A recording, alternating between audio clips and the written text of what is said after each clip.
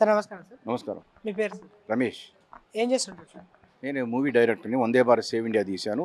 అంతకుముందు జర్నలిస్ట్గా పనిచేసా, ప్లస్ రైటర్ని. ఎక్కడ సార్ మీది? Hyderabad, present Hyderabad, before Khammam. ఇప్పుడు ఓటు ఎక్కడ వేస్తున్నారు సార్? హైదరాబాద్ వాస్తవండి. సార్ ఇప్పుడు ఏపీలో మెయిన్గా అసెంబ్లీ ఎన్నికలు, లోక్సభ ఎన్నికలు ఉన్నాయి. ఇక్కడ మన తెలంగాణలో చూసుకుంటే లోక్సభ ఎన్నికలు ఉన్నాయి కదా సార్. దీంట్లో గురించి మీ అభిప్రాయం ఏంటి సార్? అంటే ఓటింగ్ మనకు ఆల్రెడీ ఆల్మోస్ట్ దగ్గరకు వచ్చేసింది, వన్ డేనే ఉంది. దీని అభిప్రాయం ఏంటి? నీచ నికృష్టులకు ఓటు వేయొద్దని, హింసాత్మక చర్యలకు పాల్పడే వాళ్లకు, అదేవిధంగా ఓటు బ్యాంక్ రాజకీయాలకు పాల్పడే వారికి కూడా ఓటు వేయొద్దని, ఇదే నేపథ్యంలో దేశాన్ని ప్రేమించడం కూడా అనివార్యం. ఏ పార్టీ అయినా పర్లేదు. ఆ తర్వాత డబ్బులు తీసుకుని ఓట్లు వేయడం కరెక్ట్ కాదు. డబ్బులు తీసుకోవటం, ఓట్లు వేయటం, వాడు ఏం చేసినా పర్వాలేదు, ఎంత సంపాదించుకున్నా పర్వాలేదు, అలాగా డబ్బులు తీసుకోకుండా ఓటు వేయాలి.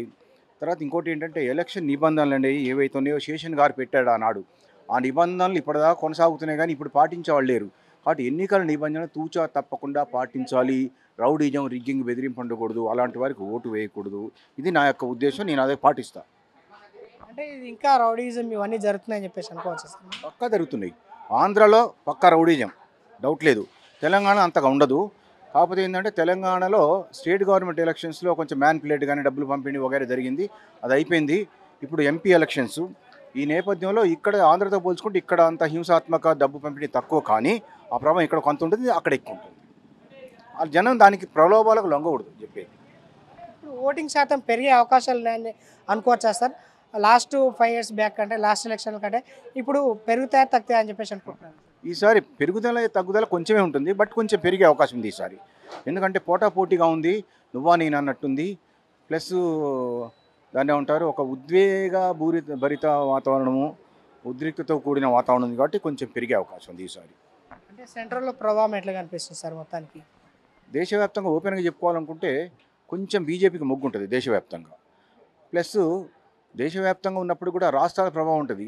మనం దేశం అనుకుంటాము, ఆయా రాష్ట్రాల ప్రాంతీయ ప్రభావం ఉంటుంది కదా, ఆ ప్రాంతీయ ప్రభావాన్ని పట్టే ఓట్లు వేస్తారు. But at the same time national లెవెల్లో కొంచెం మోడీకి మొగ్గు, బీజేపీ మొగ్గు చూపెట్టేటుంది. అది మోడీని చూసి, అది నేషనల్ లెవెల్లో.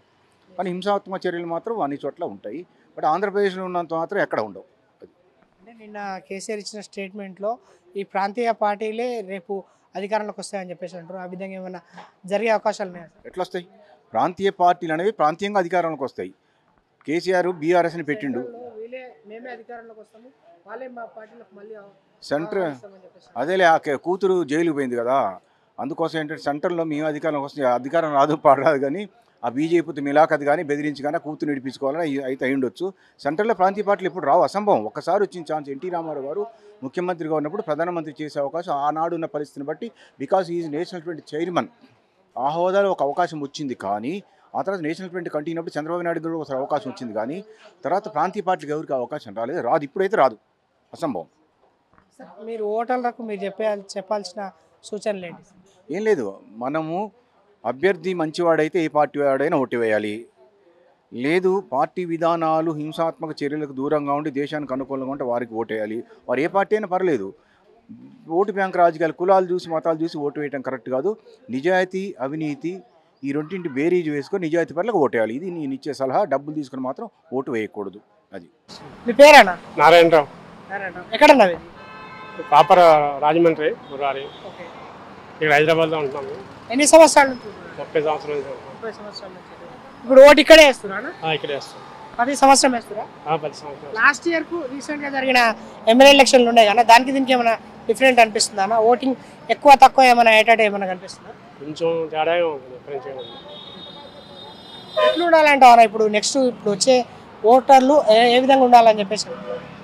ఏ విధంగా అంటే ఓటర్లు మంచి నాయకుని ఎన్నుకోవాలి ముందు ఫస్ట్. తర్వాత దాన్ని బట్టి రాజ్యాంగం మొత్తం అంతా దాని మీద ఆధారపడి ఉంటుంది, కాబట్టి ప్రజలు అర్థం చేసుకోవాలి. ప్రతి ఒక్కరూ ఓటు వేయాలి, ఓటు సిద్ధం చేసుకోవాలి. ప్రతి ఒక్కరు మంచి నాయకుడిని ఎన్నుకొని వేసేయాలి. అంటే ఇప్పుడు చాలా మంది కొంతమంది వరకు అయితే డబ్బు ప్రలోభాలు ఇవన్నీ దాన్ని దృష్టిలో పెట్టుకొని ఓట్లు వేస్తుంటారు. అవన్నీ తీసుకోకుండా ఓట్లు వేసినప్పుడే మన ప్రజాస్వామ్యం మనం స్వచ్ఛందంగా ఓటు వేసినప్పుడే మనకి ఏదైనా సరే ముందుకు వెళ్తామన్నా. స్వచ్ఛందంగా డబ్బులు తీసుకొని అవన్నీ చేయొద్దు అసలు. మీరు ఏ కాన్స్టిట్యూన్సీకి వస్తారు? మల్కాజ్గిరి డిస్ట్రిక్ట్.